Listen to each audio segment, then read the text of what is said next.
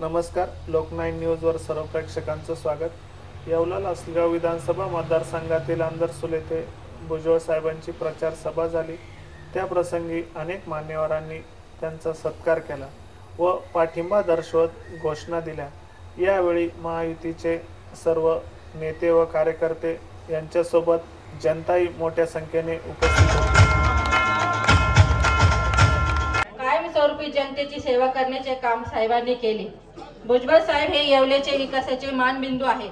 त्यासाठी आपण येत्या 20 तारखेला होणाऱ्या निवडणुकीमध्ये माननीय भुजबळ साहेब यांच्या पाठीशी खंबीरपणे उभे राहून घड्याळ या चिन्हाला मतदान केले पाहिजे.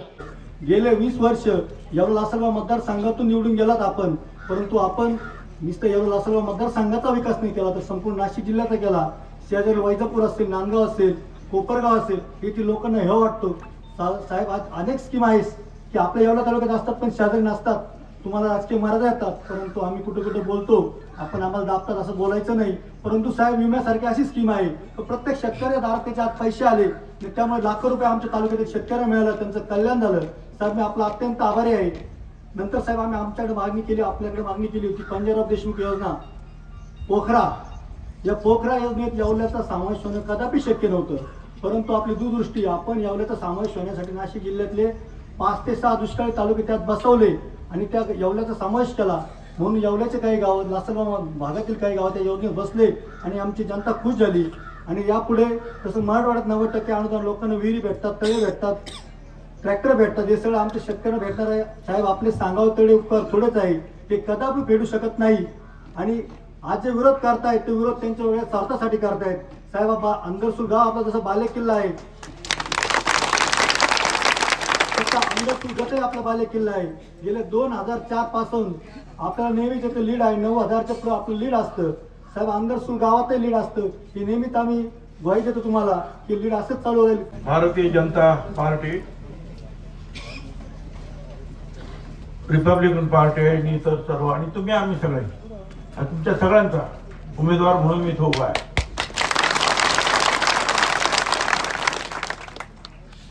आणि या कार्यक्रमासाठी खास सभामंचावर माजी जिल्हा परिषद अध्यक्ष राधाकृष्णजी सोनवणे, दुसरे आमच्या जिल्हा परिषद अध्यक्ष माजी मायावती पगारे, वसंतरावजी पवार, रणू मामा थोरात, किशोर सोनवणे, राजूभाऊ लोणारे, साहेबराव मढवई, मच्छिंद्र थोरात, माणिकराव कळमकर, नंदकिशोर, किशनराव धनके आलेले नाहीत. पण उद्या 17, 18ला 5 वाजता सगळे भोंगे बंद.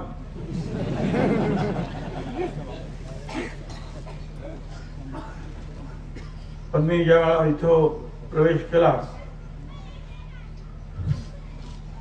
बाबासाहेब आंबेडकरांच्या पुतळ्याला हार अर्पण करून, मी सहसा जे आहे मिरवणुकीमध्ये भाग घेत नाही,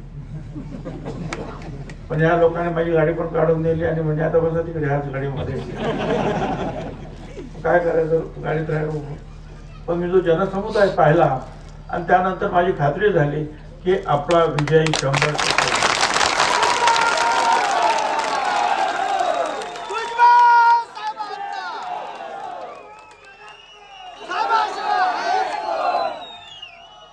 खरं म्हणजे मी प्रचार सभा घेण्याचं काही कारण आहे मला वाटत नाही. ज्या उद्योगासाठी 15 लाखापर्यंत व्याज रहित कर्ज देणार, व्याज नाही. घरांसाठी शबरी आधी 1200 कोटी रुपये देऊन 1 लाख घरं त्यांच्यासाठी बांधणार. भगवान बिरसा मुंडा जोड रस्ते 4000 कोटी रुपये मंजूर करणार. 250 आश्रमशाळा आदर्श करणार. बोली भाषेतून आदिवासी समाजाला शिक्षण देणार. 50,000 आदिवासी विद्यार्थ्यांना चांगल्या शाळेमध्ये, उच्च शाळेमध्ये जे आहे आपण फुकट शिकवणार, त्यांचे पैसे आपण भरणार. आणि परदेशात जाण्यासाठी सुद्धा प्रत्येकाला जवळजवळ 40 लाख रुपये आपण वर्षाला देणार. जा परदेशात. ही अशी अनेक कामं जे आहेत आपण करतो, केली आहे. मोक्षाच्या बाबतीमध्ये सुद्धा त्याची चर्चा आली, बरोबर आहे त्यांचं. कारण त्या सर्व सुविधा आपण केलेल्या आहेत मोठ्या, बरोबर, सगळ्या केल्या आपण. आणि तिथे यात्रेला पाणी सोडा, यात्रेला पाणी सोडा म्हणून सांगता काय बरं.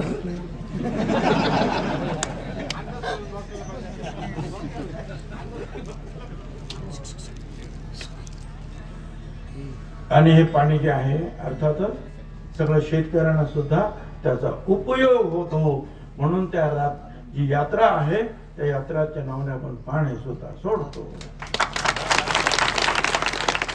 आता ठीक आहे, काही लोक इकडे तिकडे जातात, त्यांच्याबद्दल मला काय पसंत पडत नाही आपला विकास. काय करायचं, काम खूप चालू आहे. आता मगाशी सांगितलं आमच्या वडवई साहेबांनी सांगितलं, आमचे समोरचे जे आहेत माणिकराव शिंदे आमचे मित्र आमच्या समोर दुसऱ्यांदा उभे आहेत.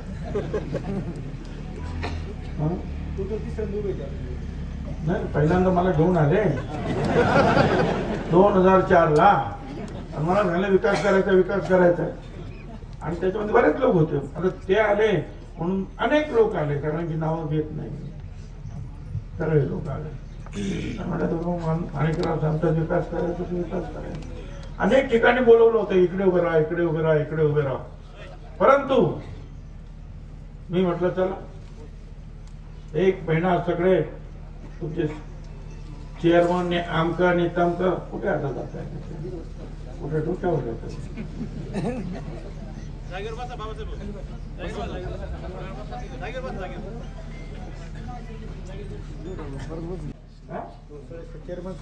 चेअरमन आमका येतात आणि मी आलो त्यावेळेला मला माहिती आहे, ज्यावेळेला या लोकांना बरोबर फिरायला लागलो त्यावेळेला समोर गाव दिसायचं, पण जाता येत नव्हतं. 4 किलोमीटर वळसा घालून जा, कारण मध्ये नदी आहे, ओळ आहे, त्याच्यावर पूल नाही, काय नाही. म्हटलं शाळेची पोरं कशी येतात, शेतकऱ्यांचं काय, कोणी आजारी पडलं तरी काय. आणि मी आल्यानंतर आपण खरं म्हणजे माझा काही संबंध नव्हता एवढ्याबरोबर, माझा काही जन्म नाही, काय नाही. कधीतरी शिवसेनेची स्थापना करण्याचा केली 84 साली 1900, त्यावेळेला मी आलो होतो. 83 ला स्थापना केली आहे पाठवा किशोरराव समोर त्यांना शाखा अर्थात सगळ्या महाराष्ट्रातच मीच शाखा तयार केली होतं. ठीक आहे, तो विषय मुद्दा तो नाही. आणि मग आलो, सगळ्यांनी निवडून दिलं आणि काम सुरू केलं. प्रत्येक गावाला जाणारा रस्ता, किती कोटीचा पूल असेल, लहान असेल मोठा असेल, तो तयार केला, रस्ता तयार केला. असं एकही गाव सांगता येणार नाही. ठीक आहे, काही ठिकाणी खड्डे पडले असतील, काही ठिकाणी खराब रस्ता सगळ्या गावांना आपण दिला. एकेका गावाला तर 4-4 रस्त्याने पडलेले आहेत. एकेका गावाला 4-4, 5-5 रस्त्याने आपण जोडलं. या गावाला जायचं रस्ता, त्या गावाला त्या, हेही केला. विकास काम सुरू झालं. पहिल्या ह्याच्यामध्ये काही लोक यायचे, सभामंडप म्हटलं सभामंडप बांधायचे नाही, कमान बांधायची नाही बांधायची. म्हटलं सगळा पैसा जो आहे, माझा पैसा जो आहे त्या आमदार निधीचा सगळ्याचा सगळा बंधारे बांधायला. आपल्याकडे पाण्याचं जो रुपीश आहे ना, मला अगोदर बंधारे बांधू. जे पाणी आहे ते 2 थेंब का असे ना आपण अडवूया. आणि ते जर अडवलं आणि शेतीला थोडंसं पाणी मिळालं तर आपल्याला पत्ते खेळायला सभा मंडपाची गरज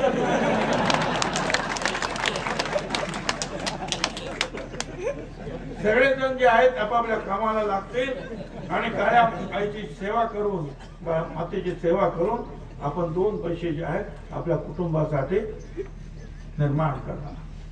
म्हणून पाण्याची व्यवस्था म्हटलं अगोदर करूया. सुरू झालं, मग हळूहळू बाकीच्या पण कामं केली. मग सभा मंडप दिले, सगळं दिले. 4-4, 5-5 एकेका गावात झाले. मग सांगितलं आपण ग्रामपंचायत झाल्या, सगळं. आता हे सगळं काम जर होतंय तर माणिकराव ताबडतोब 2009 ला माझ्या विरुद्ध उभे राहिले. काहीच कारण नाही. कारण त्या 5 वर्षाचे आहे सगळा कारभार तेच बघत होते आणि आमचा कारभारीच आमच्या विरुद्ध उभा राहणार. अरे म्हटलं काय झालं लोकांना, म्हणले आता काय आता विकास वगैरे ठीक आहे, परंतु तुम्हाला आणलं त्याचं कारण ते कल्याणराव पाटील तिथे 10 वर्ष बसले होते ठाण मांडून आमदार, त्यांना बाजूला करायचं होतं आणि दुसऱ्या बाजूला नरेंद्र दराडे यांना काँग्रेसचं तिकीट मिळणार होतं म्हणून त्यांना पण होऊ द्यायचं नाही आणि यांना दूर करायचं. छगन भुजबळला अरे म्हटलं यार अख्ख्या महाराष्ट्रामध्ये आपण काम करू आणि विकास आता करायला सुरुवात झाली. आपण सगळ्या परत उभं राहिलं आणि काय झालं, 50-60 हजार मताने माणिकराव बिचारे पडले, परत आले, परत म्हटले परत तुम्ही आमच्या कारभारी चला या.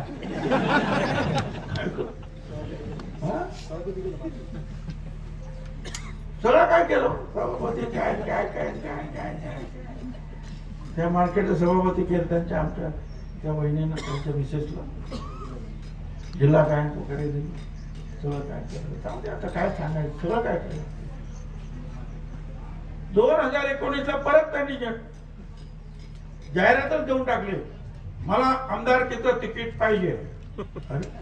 अशी जाहिरात तरी कोण देतं का? आता हे मकरंदराव सोनार शिवसेनेचे मोठे नेते आहेत.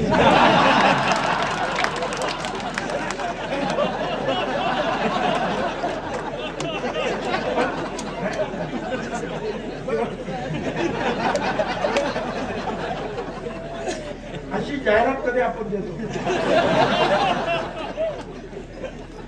आपण पार्टीकडे जातो,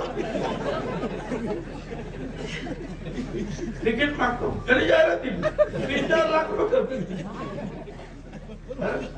आणि मग तुम्हाला सांगतो, हे सांगायचं कारण काय, अशा रीतीने माझ्या विरुद्ध वागल्यानंतर तक्रारी गेल्या मुंबईला आणि दांडेगावकर म्हणून माझे मंत्री, ते शिस्तभंग कमिटीचे चेअरमन, त्यांच्याकडे सगळं 2 महिने त्यांची चौकशी झाली, काय केलं तुम्ही. आणि तुम्हाला सांगतो की त्यांना पार्टीतून काढून टाकलं, हकालपट्टी झाली त्यांची. माणिकराव शिंदे यांची राष्ट्रवादी काँग्रेस पक्षातून 4 वर्षापूर्वी आता मला कळलं, परत आता निवडणुकीसाठी पवार साहेबांना राष्ट्रवादीकडे तिकीट मागायला. अरे तुमची हकालपट्टी झाली, तुमचं तिथे तुम्ही सभासद सुद्धा नाही आणि कसं काय तुम्ही तिकडे तिकीट मागायला गेला. आणि पहिल्या झटक्यात तर त्यांनी पवार साहेबांकडून सांगितलं काय, म्हणजे पवार साहेब काय सांगतात ते अगोदर लोकांना कळतच नाही, कारण ते गप राहतात, जे करायचं ते करतात. गप राहिल्यानंतर त्यांना वाटलं मला तिकीट मिळणार नाही, मग कुणाला घेऊन गेला, कुणाल दराडेंना घेऊन. आता कुणाला पण वाटलं का माणिकराव अर्धी सांगतात त्या अर्धी मला तिकीट मिळणार, म्हणे माणिकराव कुणाल ना तुम्ही तिकीट द्या, कुणाल ना तुम्ही तिकीट द्या, काय अमुक करू तमुक करू सगळं झालं. मग पुढं काय झालं, तर कुणाल राहिले बाजूला, हेच तिकीट घेऊन आले. बाप लेकाला घेऊन मुलगी बघायला गेला.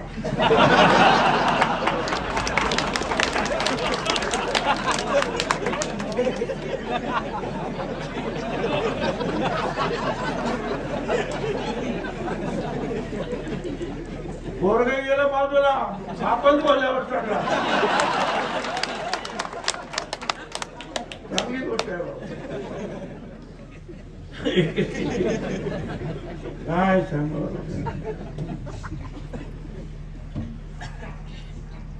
ठीक आहे, लोकशाही आहे. त्यांना वाटलं परत उभं राहा बाबा, आमचं काय म्हणणार नाही.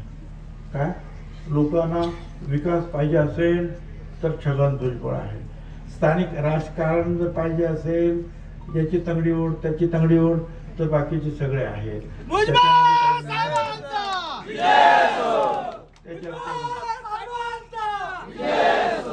खूप मला बोलू तर द्या.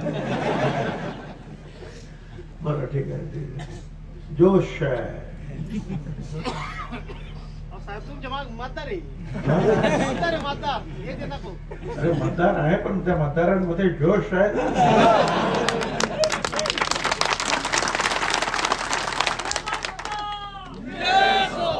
ही सगळी मंडळी जी आहे ही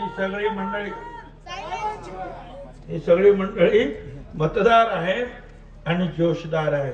कोणी भाड्याने आणलेली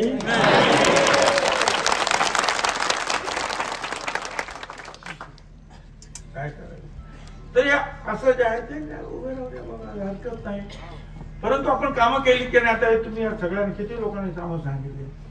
अहो आठवणार नाही. आता आमचा अंबादास बनकर आले नाही ते काय म्हणतात, कोणी एकाने उभं राहावं 3.5 लाख मतदार म्हणजे एका दमामध्ये भुजबळ साहेबांची कामं जी आहेत ताबडतोब सांगा.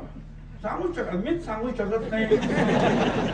हे आमची सगळ्यात जास्त माहिती या बाळासाहेब लोखंडेला हेही सांगू शकत. अनेक ज्या लोकांच्या लक्षात आहेत आणि म्हणून आपण काही जरी केलं तरी लोक आपल्याला आशीर्वाद देतात. त्याचं कारण प्रत्येकाचं काहीतरी काम आपण केलेलं असतं. मुंबई नाशिक रस्ता छगन भुजबळच्याच रेट्यामुळे झाला. नाशिकचा मोठा पूल जो आहे छगन भुजबळमुळेच झाला. लासन टोपरोला काम दिलं होतं. माझ्याकडे यायचे तिथले काही लोक, साहेब 250 कोटी रुपये जास्त जातात, तुम्ही जरा दुसरं डिझाईन करा. म्हणजे हेच डिझाईन ह्याच डिझाईन करायचं.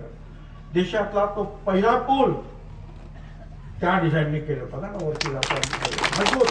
100 टनाची गाडी, एक गाडी जर 100 टनाची असेल ना तरी ती मजबूतीनं जाईल. एवढी ताकद त्याच्यात आहे. अशा खंडामध्ये दुसरा नंबरवर करता त्यावेळेला. आता सगळे बांधतात. हे सगळं केलं आपण. नाशिकमध्ये तर बोट क्लब झाला, एअरपोर्ट झाला, मुंबई नाशिक रस्ता झाला, नाशिक त्र्यंबकेश्वर रस्ता झाला, नाशिक शिर्डी, नाशिक पुणे, नाशिक येवला झाला. बरोबर आहे. आणि तो पण 4 पदरी झाला. 4 पदरी. सप्तशृंगी गडावर आपण फ्युनिक्युलर ट्रॉली केलेली आहे. अनेक लोक गेले असतील. पूर्वी पायऱ्या चढून 850 पायऱ्या चढायच्या. आता आगगाडी. मी 1980 ला स्वित्झर्लंड मध्ये गेलो होतो तेव्हा पाहिला रे डोंगरावर अशी सरळ अशी आगगाडी कशी काय जाते. अभ्यास केला, म्हटलं हे कुठेतरी करायचं आणि आपण सप्तशृंगी गडावर केली आगगाडी. बसलं तर 2-3 मिनिटांमध्येच मंदिरात सगळी माणसं पोहोचतात. काही म्हातारी आहेत, काही आजारी आहेत, जाऊ शकत नाही, चढू शकत नाही, पाठदिशी जातात. मंदिरामध्ये दर्शन झालं का 2-4 मिनिटात खाली उतरतात. अख्ख्या भारतात ही एकमेव सोय आहे. अजून कुठेही अशी सोय दुसरी झालेली नाही. त्याला फ्युनिक्युलर ट्रॉली म्हणतात. रोपवे वेगळा आहे. रोपवे असा आकाशातून जे आहे तरंगत तरंगत जातो. मग कधीतरी वीज बंद झाली कधी वरती. इथे अशी गडबड नाही. जर काही होणारच नाही पण काही झालंच तर शेजारी पायऱ्या आहेत, उतरायचं, खाली यायचं, बस सेफ. सगळ्या गोष्टी आपण केल्या. मी तर कधी नाव सांगितलं ना आपण या लोकांना सगळ्यांना 44 कोटी रुपये खर्च केलेले आहेत. तो 70 तो डोंगर आहे ना तिथून वरून दगड कोसळायचे खाली आणि 5-10 लोक चिरडले जायचे जत्रेच्या वेळेला. अख्खा डोंगर जाड लोखंडी दोरखंडाने बांधून घेतला. ती पण स्वीडनची कंपनी. हेलिकॉप्टरने तो दोरखंड वरती जायचा, तिथून वरतून ते खाली लटकायचे, तिथून मोठे मोठे जे खडे त्या डोंगरात टाकायचे. त्याला मजबूत जाळी बांधली आणि पहिल्याच वर्षी 10 टनाचा दगड आलाच आणि वरच्या वर झेलला गेला. हे काम तर आम्ही कोणाला सांगतच नाही. किती काम. कारण लाखो लोक तिथे जातात ते पर्यटन आहे असं मी समजतो. आपण ते केलं. आता हा रस्त्याचा मकरांनी सांगितलं बरोबर आहे. 4 पदरी रस्ता खराब होतो कारण त्याला पण 15-20 वर्ष झाली ना. पाचलगावला ऍक्सिडेंट होतात. 250 कोटी रुपयाचा खर्च आपण करतो. लासलगाव विंचूर खेळले तुम्ही करणार 4 पदरी. भरवस पाट्यापर्यंत आपल्या हद्दीपर्यंत 78 कोटी रुपयाचा रस्ता करणार, 4 पदरी सिमेंट कॉन्क्रीट. आता रस्ते मग काय आहे, रस्ते अरे बाबा, रस्ते फार महत्वाचे आहे. तुमचं घर आहे जवळ आणि त्याला रस्ता नाही जाणार कसे? मध्ये काही ओळ आहे, अमुक आहे, तमुक आहे, रस्ता पाहिजे की नाही? तुम्हाला येवल्याला जायला पाहिजे, रस्ता चांगला आहे की नाही? तुम्हाला येवल्यावर नाशिकला जायचं, ताबडतोब जाऊ शकणार की नाही? नाशिकवरून मुंबईला जायचं, काय होणार ताबडतोब? मी पण लहानपणी यायचो, म्हणजे तरुण असताना गाडी घेऊन पावसाळ्यामध्ये जे अरुंद रस्ता, पाऊस पडला तर सगळे जे पाठीमागच्या जवळच माती जे आहे रस्त्यावर आणि गाडी स्पीड, तिकडे घाटावर गाडी गेली आणि एखादी गाडी बंद पडली तर रात्री 3 वाजता मार्केटला जायला पाहिजे भाजीपाला मुंबईच्या, दुपारी 3ला जायचं, सगळं बंद. आता 2 घाट. हे कोणी केलंय? छगन भुजबळच्या आकडेनं डोक्यानं विजन नाही केलं. केवळ इथेच नाही, फायदा निवडून तुम्ही दिलं, फायदा अख्ख्या जिल्ह्यातला झाला, महाराष्ट्राचा. परत हा झाला ना, धुळ्यापर्यंत गेला. मी तुम्हाला सांगतो 26 जिल्ह्याची ठिकाणं आपण 4 पदरी रस्त्याने जोडली होती. 26 जिल्ह्याची ठिकाणं महाराष्ट्रात, सोलापूर पर्यंत सगळे रस्ते 4 लेन. कारण अमेरिकेमध्ये आयझेनहॉवर म्हणून एक राष्ट्राध्यक्ष होते, मोठे चांगला रस्ता पाहिजे. आपण लासलगाव आणि पाटोदा तो रस्ता केला आपण 15-16 कोटी त्यावेळेला. का तर लासलगाव मार्केटला जायला आम्हाला रस्ता पाहिजे. असं किती म्हणजे आयझेनहॉवर जे राष्ट्राध्यक्ष होते ते असं म्हणाले की सगळे लोक म्हणतात अहो काय रस्ते आहेत त्या अमेरिकेचे, काय अमेरिका एवढं श्रीमंत आहे, काय रस्ते करणारच. ते म्हणे चूक आहे. अमेरिका श्रीमंत आहे म्हणून रस्ते नाही झाले, रस्ते चांगले झाले म्हणून अमेरिका श्रीमंत झाली. असं त्या रस्त्याचं महत्व आहे. मी यायचो इकडे, सुरुवातीला आलो त्यावर 5 दुकानं होती की नाही, त्या पैठणीची किती 5 दुकानं. रस्त्यात नाही, कोण कशाला येतो इकडे? खड्ड्यात एक चांगलं रेस्टॉरंट चहा प्यायचं नव्हतं, काय करा? कधीतरी कोणतरी आहे. मी आलो, रस्ते सुरू झाले, सगळा विकास व्हायला लागला. 500 पैठणीची दुकानं आहेत, 500 आकडे. येवल्याला जोडणारे जेवढे म्हणून रस्ते आहे 5-10 किलोमीटर पर्यंत लोकांनी माग टाकले.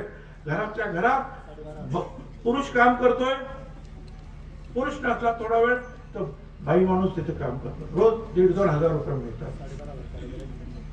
12,500 विणकरांना आपण गणेश भत्ता म्हणून 15,000 रुपये यावेळेला दिलेले आहेत आणि दरवर्षी त्यांना सुद्धा आपण महिलांना 15,000 आणि पुरुषांना 12,000 रुपये.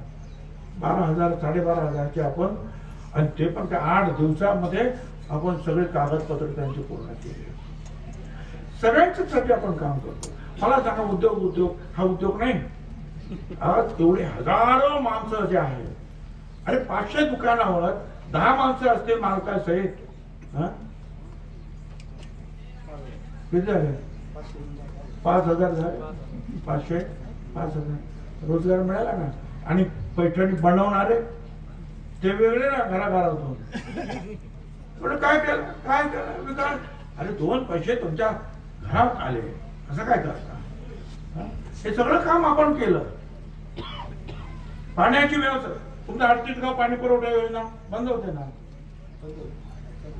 आपण सुरू केलं. येतं का पाणी इकडे? आहे ना पाणी, आहे ना.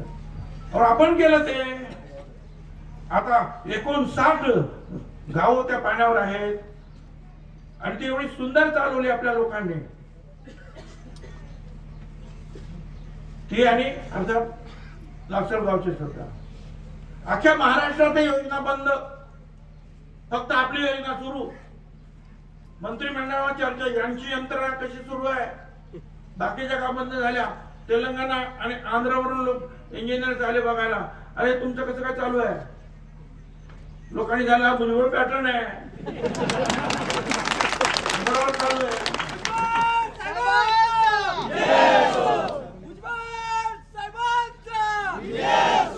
पाण्याचा प्रश्न आपण सोडवला.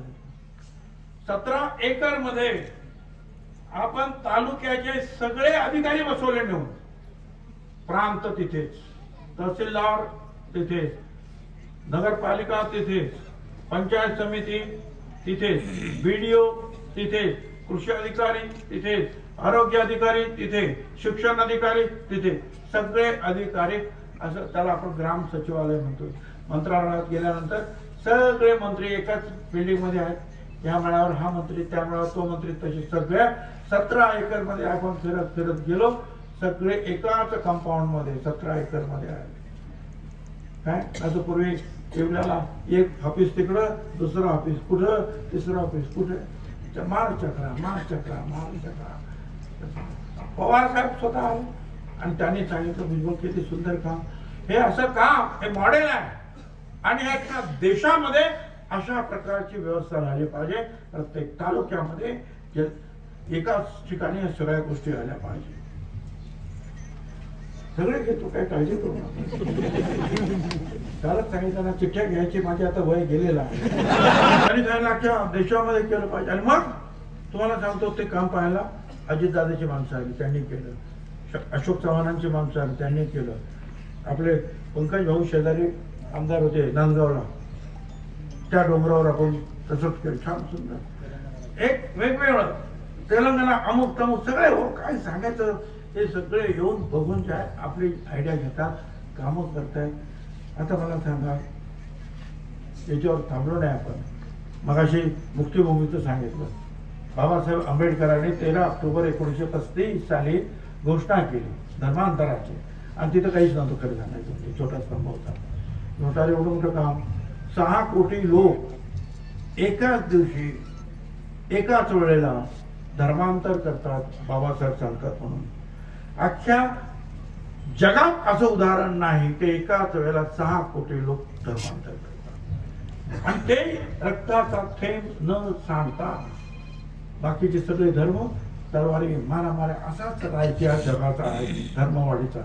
पण बाबासाहेब किती शांततेनं हे धर्मांतर केलं. हे महत्वाची भूमिका म्हटलं करा. 2 टप्प्यामध्ये मला किती पैसे झाले? 15 कोटी 15 कोटी. हा 15 कोटी 15 कोटी 30 कोटी रुपयाचं काम केलं. की ते बाबासाहेब आंबेडकरांचा पुतळा आहे, स्तूप आहे, भगवान गौतम बुद्धाचा पुतळा आहे, दुकानं आहेत, गौतम बुद्धाची, बाबा आंबेडकर साहेबांची सगळी पुस्तकं सगळं आहे तिथे.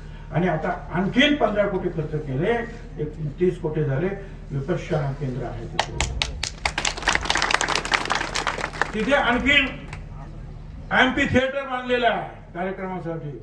रूम्स आहे, त्या रूम मध्ये जे आहे प्रत्येक वर्ग खोल्या आहेत.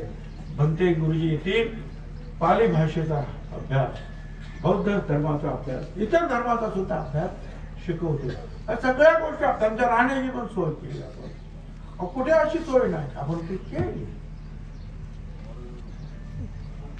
पुढे आपण या महात्मा ज्योतिराव फुले यांनी पहिलं नाटक लिहिलेलं आहे मराठीमध्ये, तृतीय रत्न म्हणून नाट्यगृह केलं.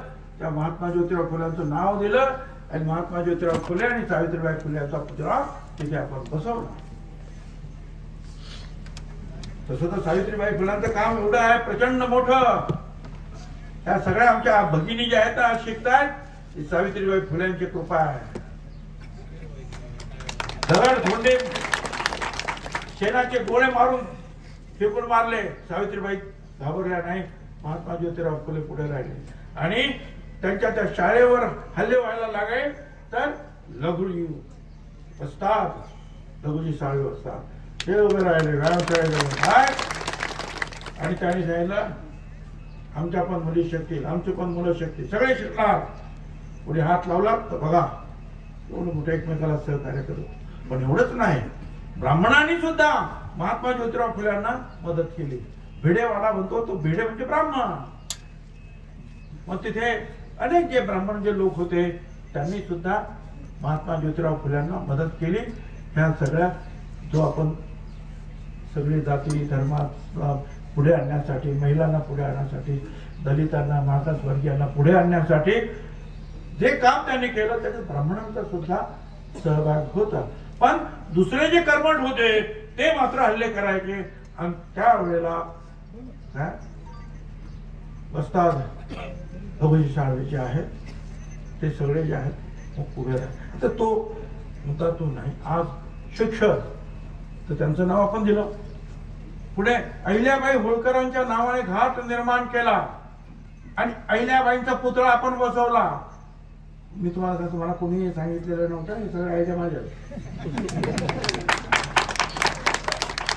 बरं हे का केलं मी? त्या येवल्यामध्ये एक विहीर आणि सगळ्या गणपती विसर्जन सगळे त्या छोटे छोटे रस्ते आणि त्या विहिरीमध्ये गणपती बुडवायचे आणि 10-11 दिवसाचं जे निर्माल्य आपण म्हणतो फुलं पानं ते त्याच्यात टाकायचे. ते तसं वर्षानंतर म्युन्सिपाल्टीचे कर्मचारी येणार आणि ते सगळं बाहेर काढणार आणि ती परत विहीर मोकळी करणार. आणि एका वर्षी काय झालं, साफ करायला गेले, आतमध्ये विषारी वायू तयार होतो. 4 माणसं तिथेच मेले विहिरीत त्या विषारी वायूने. मग म्हटलं नाही हे बरोबर नाही.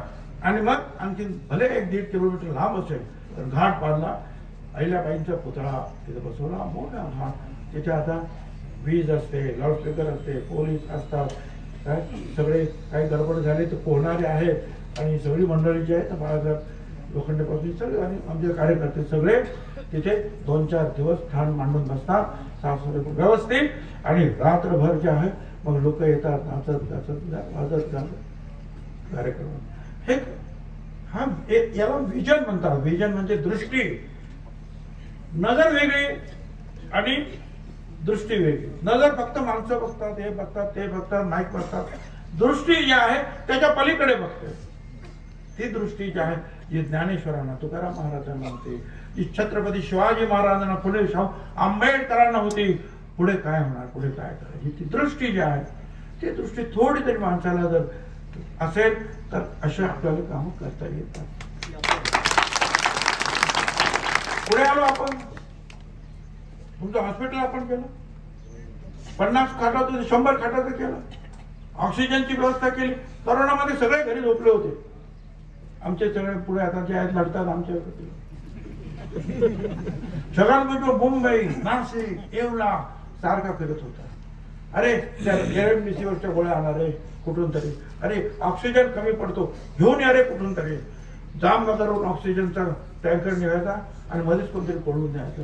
मग आमच्या हे कार्यकर्ते सांग तुम्ही जा, तुम्ही जा, जीप गाड्या घेऊन या आणि एखादी गाडी कुठे तुम्ही पकडून घेऊन या.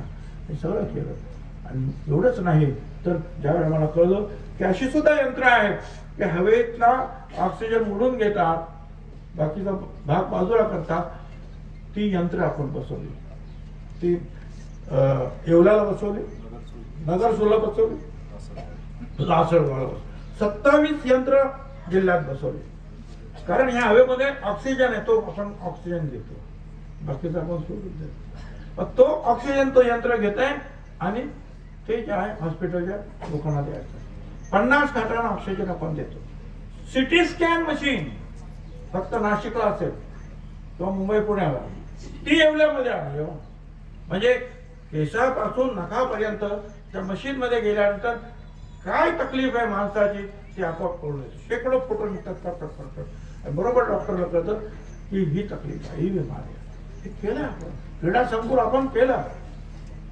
स्मशानभूमी सुद्धा तिकडचे आपण सुधारली. अनेक मुस्लिम स्मशानभूमींना सुद्धा आपण पैसे दिले, अंधरसूरला पण दिले, हिंदूंना पण दिले, मुसलमानांना पण दिले, सगळ्यांना दिले. अण्णाभाऊ साठेंचा पुतळा जे आहे उभा करायचं ठरवलं, त्याचं भूमिपूजन त्यांच्या नातवाच्या हस्ते आपण केलं.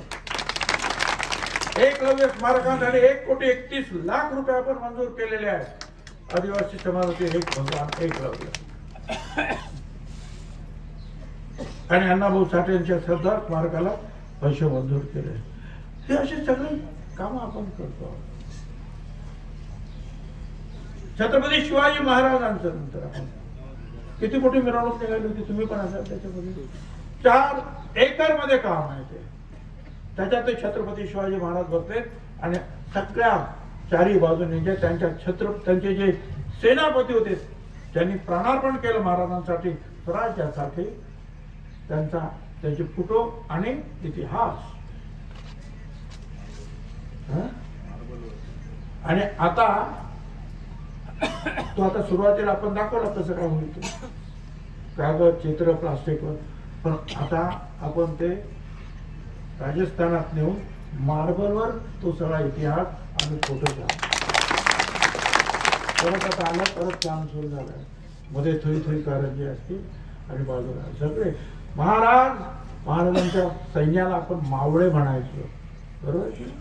मावळे म्हणजे काय, त्याच्यामध्ये सगळे आले, कुणबी आले, मराठा आला, तेली समाजाचे, न्हावी समाजाचे, माळी समाजाचे, दलित समाजाचे, आदिवासी समाजाचे सगळे सेनापती, मुस्लिम समाजाचे 13 सेनापती महाराजांकडे होते.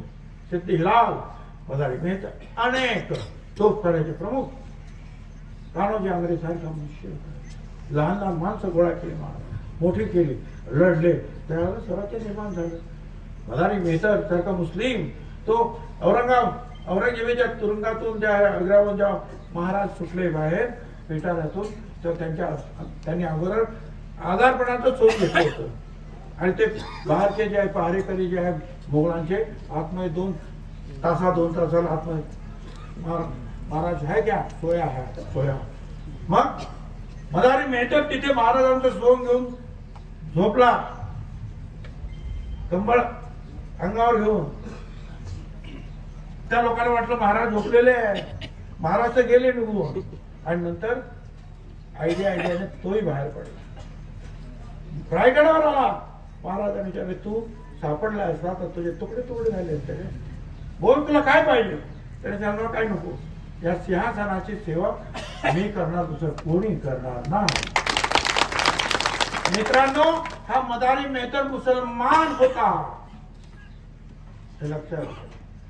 महाराजांनी सगळ्यांना घेऊन स्वराज्य निर्माण केलं. असो पाण्याचे प्रश्न, आता तुमच्या 38 गाव पाणी पुरवठा योजनेला तर आपण सोलर बसवले, बरोबर. तुमचं आता आणखी बिल कमी होत गेले, ते तर आपण केलं. परंतु शेतकऱ्यांना सुद्धा आता बघायला सांगितलं, 0 बिल आले, 0 बिल. म्हणजे बिल कसं येतं, बाळासाहेब लोखंडे, तुमचं बिल 900 रुपये, गव्हर्नमेंटने भरले 900 रुपये, तुमचं बिल 0. वीज बिल तुम्हाला माफ, पुढचं पण वीज बिल माफ, आणि सोलर पंप सुद्धा तुम्हाला मागेल त्याला सोलर पंप. आमच्या मुलींना पुढे शिकवलं जात नाही, पैसा नसतो डॉक्टर बनायला, इंजिनियर बनायला, पायलट बनायला. आम्ही सांगितलं त्यांना शिकवा, सगळे पैसे जे आहेत गव्हर्नमेंट भरणार, मुलींची सगळ्या शिक्षणाचे पैसे गव्हर्नमेंट भरणार. आणि मुलांसाठी सुद्धा काय अनेक आमचे बेकार युवक आहे. जर्मनी बरोबर आपण कॉन्ट्रॅक्ट केलं, 4 लाख मुलं मुली पाठवायचे, पण त्यांना हुन्नर पाहिजे. कोण सुतार काम करतो, कोण हे वायरमनचं काम करतो, कोण लोहार काम करतो, कोण लेथ मशीनवर काम करतो, कोण काय. अशी हुन्नर असलेली माणसं मुलं त्यांना पाहिजे. आम्ही सांगतो शिका, 10,000 रुपये महिन्याला देणार तुम्हाला ते शिकण्यासाठी. ते हुन्नर घ्या आणि मग इथे काम करा, नाही तर परदेशात करा. सगळं करतो आपण. तुम्हाला सांगतो हे सरकार येणार, 100% येणार. आणि परत एकदा सर्व शेतकऱ्यांचं कर्ज माफ करणार म्हणजे करणार.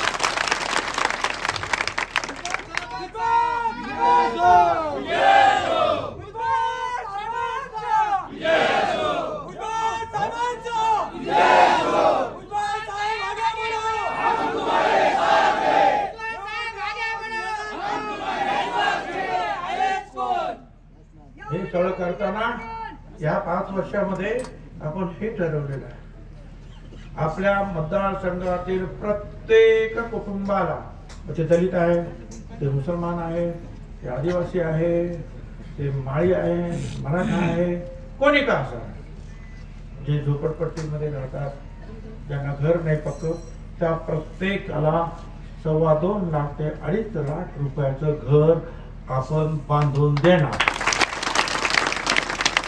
या 5 वर्षात एक करायचंच, एक घर सुद्धा असं ठरता कामा नये. ज्यांना पाहिजे त्यांना घर,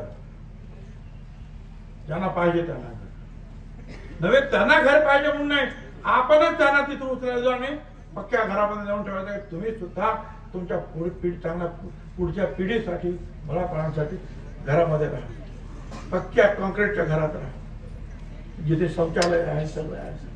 राहा का? हे स्वराज्य, हे स्वातंत्र्य मिळालं, त्याचा भोग हा सगळ्यांना मिळाला पाहिजे. कोणा एकाची मक्तेदारी नाही, सगळ्या गरीब. बाबासाहेब आंबेडकरांनी संविधान बनवलं, सगळ्यांना सारखा न्याय, सगळ्यांना एकच मत, करोडपत्याचं एक मत, झोपडपट्टीच्या माणसाला एक मत, आमच्या भगिनीला एक मत, पुरुषांना एक मत.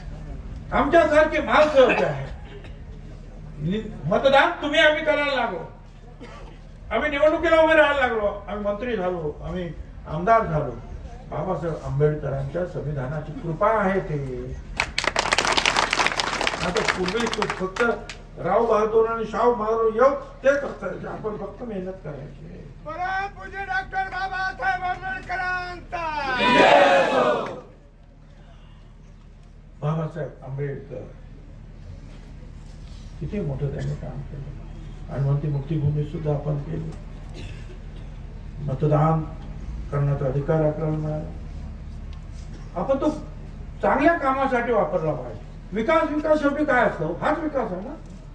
लोकांना चांगले रस्ते द्या, पाणी द्या, वीज द्या, घरं द्या, त्यांचं शिक्षण करा, त्यांना चांगलं हॉस्पिटल्स वगैरेच्या सोयी करून द्या.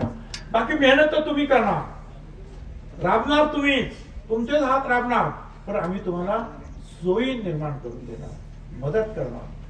त्याच्यासाठी सारथी सारखी संस्था आपण निर्माण केली मराठा समाजासाठी. मग ते शाळा, वसतिगृह मुला मुलींसाठी, जिथे वसतिगृह फुकट, वसतिगृह नसेल 60,000 रुपये मिळणार, त्यांना कर्ज सुद्धा. तीच गोष्ट ओबीसी समाजासाठी महाज्योतीच्या माध्यमातून नाशिकला गेले, फुकट वसतिगृह नाही मिळालं, 60,000 रुपये मिळाले. शिका तिकडे. आदिवासींसाठी तेच, दलितांसाठी तेच, आता मुसलमान समाजासाठी सुद्धा आपण तेच केलं. तशी आपली मुलं जे आपण पाठवतो 75 मुलं परदेशामध्ये, आणि एका मुलीला 40 लाख रुपये आपण देतो प्रत्येक समाजाच्या, तसं मुस्लिम समाजाच्या सुद्धा मुलींना आपण 40 लाख रुपये वर्षाला देणार. 75 मुलं पाठवणार. मदरशामध्ये पूर्वी 2 लाख रुपये आपण द्यायचो, तर 10 लाख रुपये देणार की तुम्ही नीट ते व्यवस्थित करा. आणि जे खालचं शिक्षण असेल प्रायमरी, तिथे 6,000 रुपये पगाराचा आपण देत होतो, आता 16,000 रुपये, आणि वरचं शिक्षण 8,000 रुपये पगार देतो, तिथे आता 18,000 रुपये. म्हणजे मुस्लिम समाजाला सुद्धा आपण बरोबर घेतलं. महात्मा ज्योतिराव फुलांनी सांगितलं होतं, ख्रिस्त मोहम्मद मांग ब्राह्मणाशे धरावे पोटाशे बंधुपरी. ख्रिस्त म्हणजे ख्रिश्चन, मोहम्मद म्हणजे मुस्लिम, मांग म्हणजे दलित आणि सगळे, आणि ब्राह्मण सुद्धा जे गरीब आहेत त्यांना पोटाशे बांधवासाठी. तुम्ही आम्ही सगळे फुले शाहू आंबेडकरांचे छत्रपतींचे पाईक आहोत, त्याप्रमाणे आपण काम करतो. हे सगळं जे आहे काम करतो आपण. उशीर झाला पाहिजे, पण हो मांजरपणाचं काम नाही. मांजरपणाचं काम सुद्धा, पाणी सुद्धा इकडे पोहोचलं ना.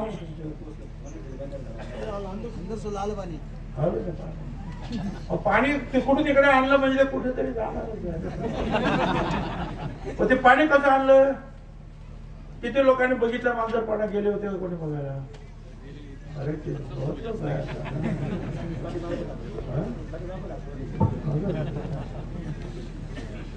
लोक म्हणतात काय बंधार आहे का तिथे, डॅम केला का? अरे डॅम नाही केला, कारण आपल्या जिल्ह्याचा आणि पुढच्या मराठवाड्याचा अग्रीमेंट आहे की आता तुम्ही पुढे पाणी अडवायचं नाही, पाणी आम्हाला मराठवाड्याला द्यायचं. मग सगळं पाणी जायकवाडीला जातं. नवीन बंधार, नवीन डॅम बांधता येत नाही. मग काय करायचं? जनुभाऊ जनार्दन भाऊ पाटील यांनी तो कालवा तयार करून ठेवला होता. मी आलो तेव्हा म्हटलं काय आहे कालवा, पण हा कालवा असा आहे साहेब, पुणे गावपर्यंत तिथून पाणी जेव्हा पूर पाणी येईल तेव्हा आमच्याकडे येईल, मग आम्ही बंधारे भरू, त्याच्यावर पाणी परिषदात काय काय भाषणं काय काय चालूच होते. म्हटलं असं आहे. मग आता काय झालं, 35-40 वर्ष असंच पडलेलं आहे. काही लोक म्हणतात हे फक्त आता काय होणारच नाहीये, तिकडे फक्त सकाळच्या कामाला काय. जर जनार्दन पाटलांनी जे आहे केलं असेल तर काहीतरी अभ्यास असेल ना. आम्ही सुरू केला काय अभ्यास आहे, आणि म्हटलं सगळं परत पाठ उकरा म्हणून सगळा पाठ पूर्णपणे उपलब्ध झाला. आणि म्हटलं पुणेगावचं पाणी, तर पुणेगावचं पाणी जे आहे एकतर ओव्हरफ्लो होतच नाही पूर पाणी, आणि केलं तर 2-4 किलोमीटरमध्ये संपून जातं. आणि म्हटलं तर पाणी कुठे जाणार त्याला, आपण जर एवढा कालवा जर केला 160 किलोमीटर, आणि मग कारण तिथे दिंडोरी आणि तिकडच्या परिसरामध्ये अशी सह्याद्रीची रांग आहे, मोठे मोठे पर्वत आहेत. कायदा भारताचा असा, ज्यांच्या जमिनीवर पाणी पडेल पावसाचं ते पाणी द्यायचं. त्या डोंगराच्या पलीकडे आपली महाराष्ट्राची जमीन आहे, आणि तिकडे पाऊस पडतो 3-4 हजार मिलीमीटर. पण डोंगरांमुळे हे पाणी काय आपल्याकडे येत नाही, ते समुद्राला जातं किंवा गुजरातला जातं. आणि म्हटलं ऍग्रीमेंट मध्ये या पाण्याचा हिशोब नाही. तुम्ही जे ऍग्रीमेंट केलं की पाणी अडवू नका, ते पावसाचं पाणी जे पडतंय डोंगराच्या पलीकडे जे समुद्रात वाहून जात आहे त्या पाण्यावर ऍग्रीमेंटचा हक्क नाही. म्हटलं हे पाणी अडवायचं, जाऊ द्यायचं नाही, आणि एक प्रयोग करायचा. तसं मी सगळ्यांना सांगितलं होतं की लाख कोटी रुपये खर्च करा, सगळं त्या सगळं पाणी उचला, परंतु त्यावेळेला कोणी माझं ऐकलं नाही. मग म्हटलं आपलं आपलं काम करूया आपण, आणि मग छोटा प्रकल्प होईल महानगरपाड्याचा आपण घेतला. म्हटलं पाणी अडवायचं. किती 13 बंधारे बांधले. या भिंती ज्या आहे ना, बिल्डिंगची भिंत एवढं मोठं मजबूत 13. या छोट्या नदीवर, त्या ओहळावर, त्या तिकडे जिथे जिथे पाणी वाहून जातं ते अडवलं. पाणी अडवलं, पाऊस पडला प्रचंड, तिथपर्यंत असं भरपूर पाणीच पाणी. पाणी जाणार कसं, त्या डोंगराला याच्यापेक्षा एक मोठा बोगदा तयार केला. 12 किलोमीटर एकूण जो आहे बोगदे तयार केले, 12 किलोमीटर. आणि पाणी जेव्हा साठलं तेव्हा पाणीचा रस्ता बघतो कुठे जायचं ते. पाण्याने रस्ता बघितला की हा रस्ता बोगद्याचा आहे. पाणी त्या बोगद्यातून आपल्या इकडे आलं, पुणे गावला आलं, पुणे गावावरून आपल्याकडे यायला लागलं. 5 वर्षापूर्वी ते पाणी गातरणी बाळापूरला पोहोचलं. आणि म्हटलं पाणी पुढे जात नाही. म्हणजे मातीचं जे आहे हा सगळा कालवा असल्यामुळे पाणी मातीत जिरतंय. काही ठिकाणी तो कालवा फुटला, शेतकऱ्यांची जमीन उपाळली तिकडच्या, त्यांनी मध्ये बंद करा पाणी, आमची शेती कामातून गेली. मग या एका वर्षात 263 कोटी रुपये खर्च करून आपण सिमेंट कॉन्क्रीटचा त्याला अस्तर लावून टाकला, सिमेंट. आणि आता जेव्हा पाऊस पडला त्याला पार डोंगरगावला पाणी आलं. आणि किती किलोमीटर, 160 किलोमीटर. मग घोटीवरून मुंबई एवढा मोठा कालवा. कल्पना करा आता. आणि तो फक्त छगन भुजबळांनी आपापल्या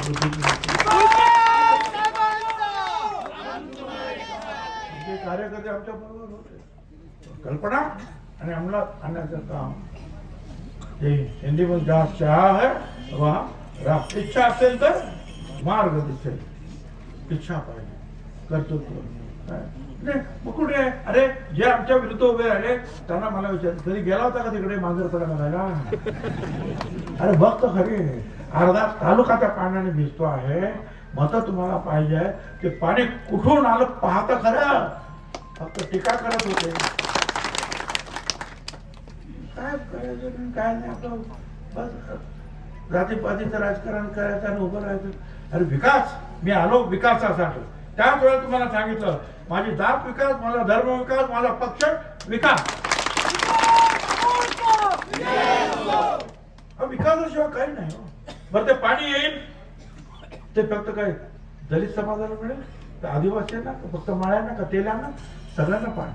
ज्यांची ज्यांची शेती आहे, ज्यांना ज्यांना कष्ट करायचं त्यांना ते पाणी मिळणार. रस्ता ज्यांना ज्यांना उपयोगात जाणार. असं थोडं तर ह्या जातीचा मनुष्य जायचं रस्त्यावर जा. हॉस्पिटलमध्ये कोणी या, सगळ्यांना. महात्मा फुले जीवनदायी योजना 5 लाख रुपयापर्यंत आता आपण या गव्हर्नमेंटने केली. 5 लाख रुपयापर्यंत आजारीपणी 5 लाख रुपयापर्यंत आपण खर्च करणार आणि जास्तीत जेव्हा खर्च होतो तेव्हा मी स्वतः प्रयत्न करून पैसे गव्हर्नमेंट मधून देतो. या लासलगावनं भाषण सुरू होतं. एक ग्रस्त आले भाषण मला 2 मिनिटं 1च मिनिटं ते बोलले माझा मुलगा अतिशय आजारी होता आणि मला 22 लाख रुपयाची गरज होती आणि साहेबांचं पत्र पाहिजे होतं. 2 तासात मला पत्र मिळालं आणि मला 22 लाख रुपये मला आठवण सुद्धा कधी पत्र दिलं काय दिलं. कधी कधी नाव सुद्धा कामाला भुजबल नाम ही काफी है.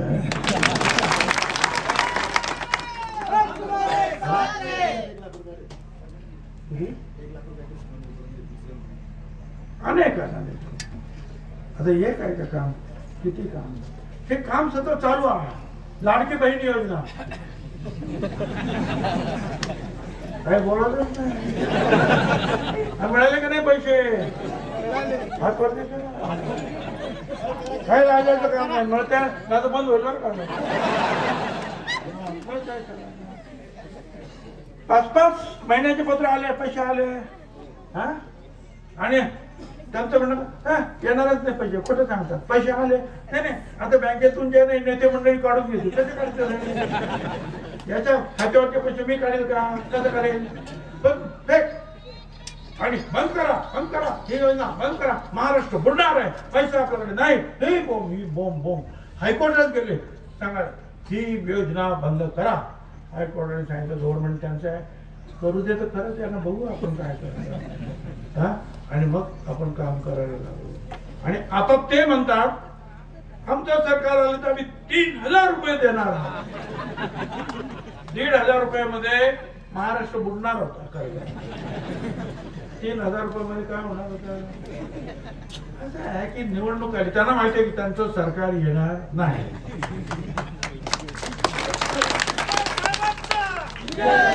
सांगण्याला काय जातं तुमच्या प्रत्येकाच्या घरावर आमचं सरकार आल्यानंतर सोन्याची कौलं आम्ही बसवणार आहोत. सरकार काही येणारच नाही काय. आणि या महिलांना आता 1500चे 2100 रुपये डिसेंबर नंतर आपण देणार आहोत.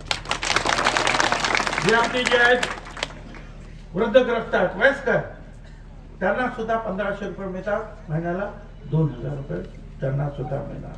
तुम्हाला अर्ध भाडं आहे एसटीला पूर्ण भाडं माफ करणार. ज्येष्ठांना पूर्ण भाडं माफ आहे. ज्येष्ठांना तीर्थयात्रेला जायचंय अयोध्याला जा काशीला जा पंढरपूरला जा ती सोय सुद्धा हळूहळू करणार. हे असे अनेक कामं जे आहेत कामं तर अनेक राहिले असतील आता काय सगळंच कामं नाही परंतु जे आहे ही जी कामं जे आहेत आपण करणार आणि त्यासाठी जे आहे